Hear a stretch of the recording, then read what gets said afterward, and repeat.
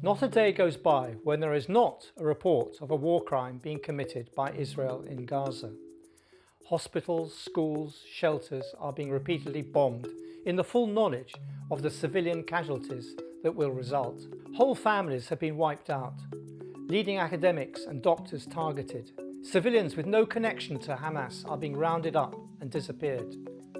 Israel's blogosphere is not only full of people who defend this, but who rejoice in it. While the world was stunned and horrified by the footage of men from Beit Lahia stripped to their underwear, forced to sit on the street, one man rejoiced at these images.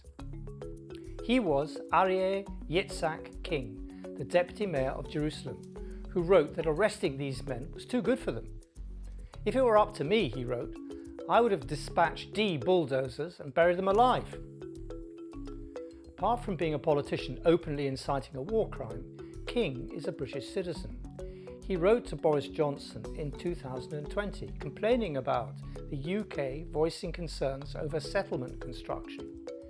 King is not the only Brit being used by Israel to justify its actions. There is Elon Levy from North London who has become spokesman for the Israeli government. Levy has consistently tried to downplay the lethality of Israel's bombing campaign. Levy used data proved later to be false, attempting to show that Israel was achieving less than 0.8 deaths per airstrike.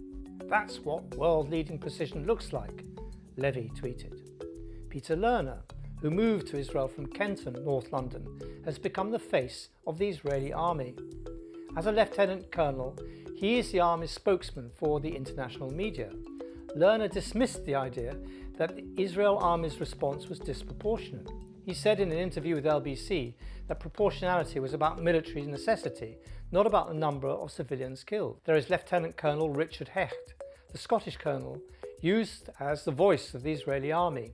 Hecht promised in the earliest days of the war that the Israeli army would respond, in quotes, very, very severely, end quotes, to the Hamas attack.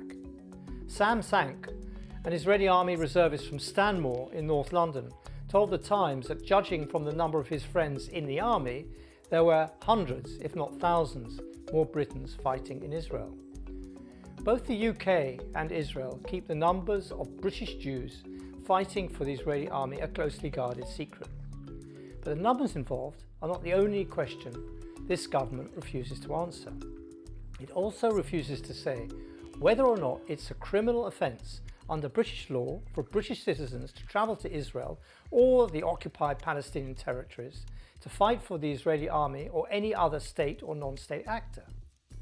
There is a simple reason for their silence.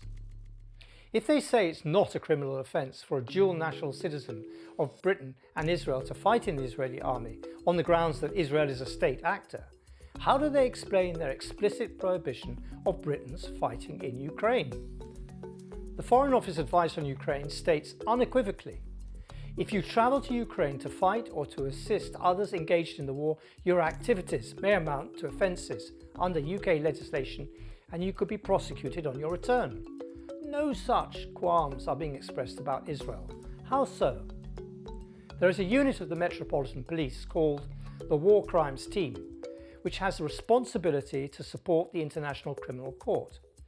Any British dual national who is part of or represents an army that commits war crimes should be interrogated by this unit and the case referred to the Director of Public Prosecutions. But will this ever happen? The UK government under any Prime Minister will strain every sinew to stop it from happening. But each government which kicks this burning question under the carpet for another few years should be aware of what this loophole is doing to community relations here at home. Is it really right for a British Jew to fight for Israel and not for a British Muslim to join non-prescribed groups like Fatah to defend their villages or towns in the occupied West Bank? Is it right to take no action against Britons who justify war crimes while prosecuting Palestinians for hate speech? Israel is not only becoming the graveyard of a rules-based world order, it's very specifically becoming a graveyard of the rule of law here in Britain.